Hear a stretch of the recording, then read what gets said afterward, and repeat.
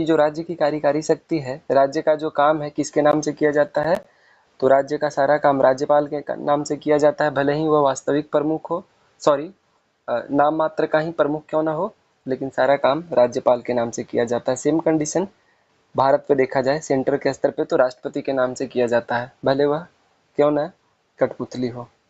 दूसरा प्रश्न है हमारे बीच कि राज्य प्रशासन का वैधानिक प्रधान कौन होता है, तो सेम चीज को दोहराया गया है, वर्ड अलग अलग है, तो यहाँ भी राज्यपाल ही होगा कि राज्य का वैधानिक प्रमुख राज्यपाल ही होता है।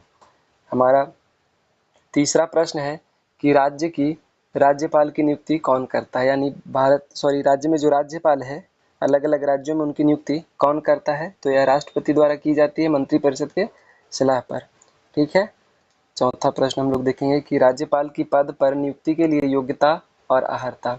जैसे हम लोग देख चुके हैं कि राष्ट्रपति के लिए भी बहुत सारे प्रावधान किए गए हैं, तो कुछ प्रावधान राज्यपाल के लिए भी है। तो पहला तो भारत का नागरिक होना चाहिए, कोई विदेशी नागरिक राज्यपाल या राष्ट्रपति नहीं बन सकता है। दूसरा 35 वर्ष की आयु पूरा कर चुका हो, जैसे लोकसभा के लिए 25 वर्ष, राज्यसभा के लिए 30 वर्ष, तो यहीं पे राष्ट्रपति या राज्यपाल के लिए आपको 35 वर्ष की आयु पूरी करनी होती है। साथ ही साथ वह लाभ के किसी भी पद पे आसीन नहीं हो, जैसे भारतीय संविधान में कुछ पदों को लाभ के पद से मुक्त रखा गया है, जैसे प्रधानमंत्री, राष्ट्रपति, उपराष्ट्रपति, इन सभी पदों को, या फिर मंत्रियों को, खासतौर पे लोकसभा या राज्य विधानसभा के मंत्रियों को लाभ के पद पे नहीं माना जाता है, क्योंकि यह बहुत लोगों की सेवा करते हैं, लोगों को लूट खसोट के सेवा करते हैं, तो यह सेवा का पद है। तो उपयुक्त सारे ऑप्शन डी सही होगा।